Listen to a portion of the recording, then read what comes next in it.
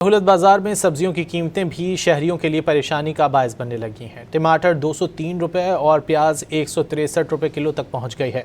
शहरी कहते हैं कि चंद माह पहले यही सब्जियां 70 से 80 रुपये किलो में दस्तयाब थीं। तफसीलात जान लेते हैं नुमाइंदा डॉन न्यूज़ नुमान लियाकत से। नुमान, बताइए क्या कीमतें हैं इन सब्जियों की?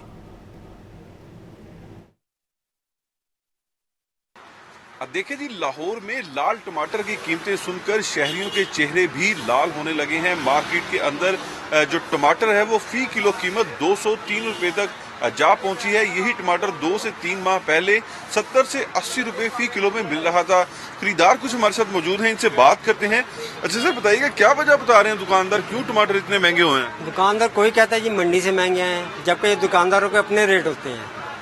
कोई किसी को कोई सहूलत नहीं यहाँ मिल रही है। आप टमाटर का ही रेट देख लें, प्याज का रेट देख लें।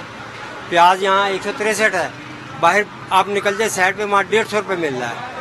अब ये टमाटर 203 लिखा है, कहीं 300 मिल रहा है, कहीं 250 मिल रहा है, कहीं 200 मिल रहा है, यानी एक स्टेबल रेट कहीं भी नहीं है मार्केट में। शहरी काफी जो है वो परेशान दिखाई दे रहे हैं बढ़ती कीमतों पर, और जो दुकानदार हैं इनकी जानिब से ये मौक़िफ़ इख्तियार किया जा रहा है कि मंडियों के अंदर जो टमाटर और प्याज हैं इनकी कीमतें ज़्यादा हैं, जिसकी वजह से दाम बढ़ रहे हैं। अगर मंडियों में दाम कम होंगे तो यहाँ पर भी सस्ते दामों शहरियों को ये सब्जियाँ और जो सब्ज़ मसाला जात है वो मुयसर हो सकेंगे। जी नुमान, बहुत शुक्रिया इन तफसीलात के लिए।